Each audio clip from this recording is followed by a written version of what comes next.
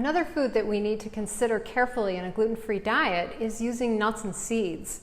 So nuts and seeds come in a wide variety of shapes and sizes and flavors, and they are a nutrient-dense food in that they're high in protein, a little bit low in carbohydrate, and high in fiber. These three key ingredients, nutrients that we're looking for in our meals and snacks that we bring with us and make each and every day. So I have a few here that I like to eat and enjoy, things like cashews, sunflower seeds, walnuts, pistachios, pecans. You might like macadamia nuts or sesame seeds, chia seeds, flax seeds, lots of different types of nuts and seeds to choose from, almonds. And they can be used both in our cooking and in our meals, as well as key ingredients. So when we're substituting gluten-free ingredients and trying to make things like snack bars and muffins and scones and soups that use flour, oftentimes nuts and seeds can be a really handy replacement for both a fat component, because in addition to the protein and the carbohydrate, nuts and seeds are a good source of monounsaturated fat. This is a desirable fat that we want to include in our diet. We don't want to eat cups and cups of them every day, as that would be often maybe too many nuts. Either from a digestive standpoint, they can be a little upsetting if you eat too many just whole nuts like that. But also from a caloric standpoint, if your goal is to lose weight, then you might not want to overeat the nuts. But many of the nut products on the market, we have a variety of bars that use gluten-free oats and dried fruit or nuts and seeds together. This is a product called Go Raw, which dehydrates sesame seeds. Sometimes they'll use a variety of sesame and sunflower together along with carrots and banana, and there's no added sugars, so that's an example of a good product. You'll also see other products on the market that are made out of almond flour. That's a really popular baking flour. You'll see often cupcakes and muffins, as well as crackers, and maybe even tortillas made with almond flour. And again, by looking at the front, you can identify whether or not it's gluten-free, which this one in particular is gluten-free. It's also non-GMO certified. But we want to look on the back. Again, we remember to look at the protein content. So on this, there's 3 grams of protein and 3 grams of fiber. That's a good sign. So I know that this is a fairly nutrient-dense product. I also look at the label here. The first ingredient is brown rice flour, so I know that's a whole grain. Second would be almonds, brown rice, potato starch, sorghum flour, sesame seeds, millet, flax seeds, sea salt, quinoa seeds. So a lot of the first of the ingredients are whole identifiable foods, so that's a good sign. So when you look at your labels, make sure that you recognize the ingredients on the ingredient label and then check your nutrient levels. So at least 2 or 3 grams of fiber or more, and 3 or more grams of protein is optimal for that. Now, other ways that we can begin to use nuts and seeds are in our cooking.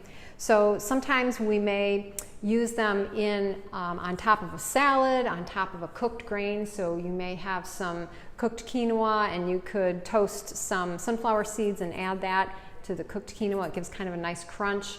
Or even nut butters. So if you have tahini or almond butter, cashew butter, sunflower butter, there are many to choose from. These also can be used as ingredients that help us substitute out some of the gluten-based products that are on the market. One of my favorite things to do is to use cashews to use as a thickener for a lot of things. Cashews to me are magic. They are a magic food. You soak these in water, so you'd put it in a large bowl and cover it for anywhere between 20 minutes and a couple of hours. And you soak them and they become a little bit softer and easy to puree.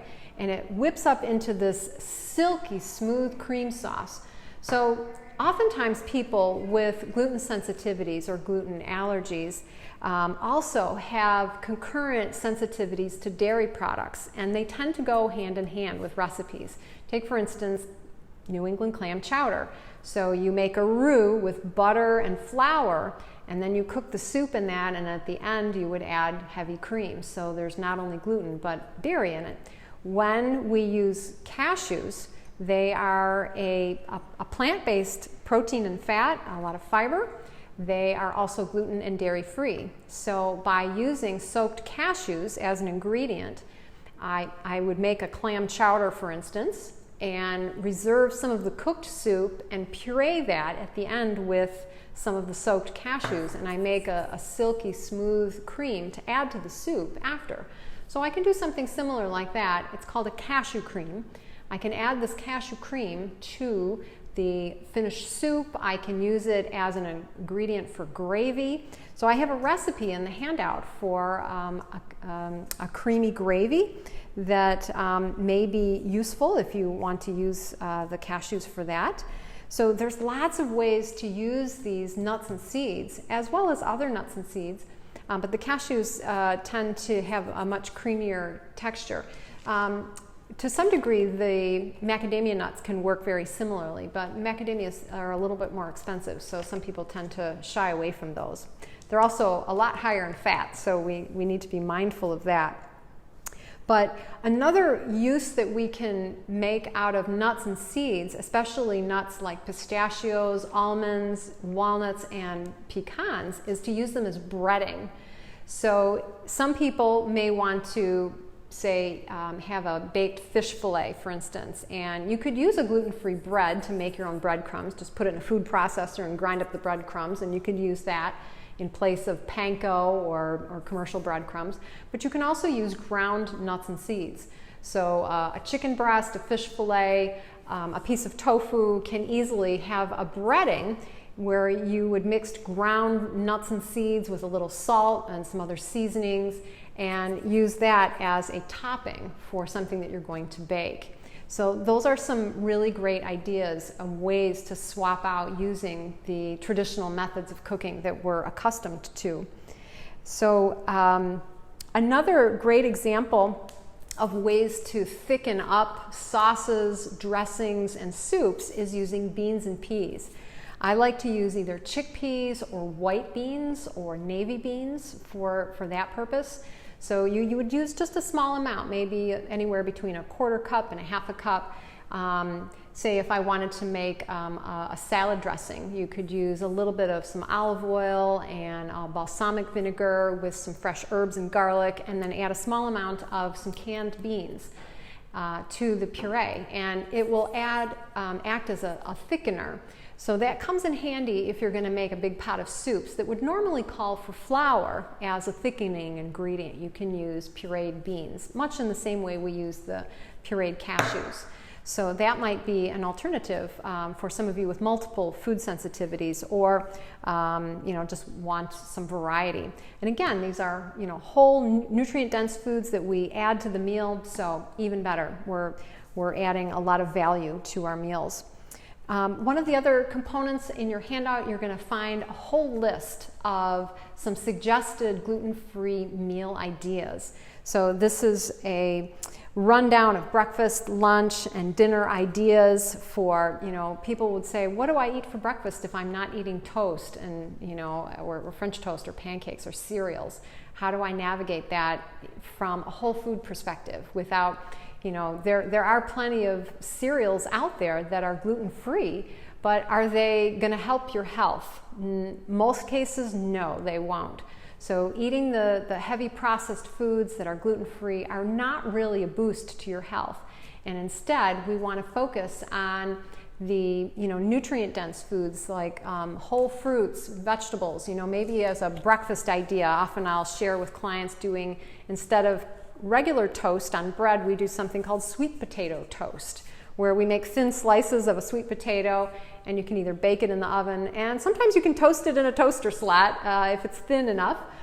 Push the toaster down a few times, and you can then top the slices of cooked sweet potato with some almond butter or a little bit of cinnamon, or maybe some of the cashew cream that I mentioned. So there's lots of ways to incorporate that, or even some avocado. on the cooked sweet potato. So lots of different ideas, and read through the handouts and maybe you'll be inspired to try something new this week. So stay tuned. Up next is going to be our cooking demonstration.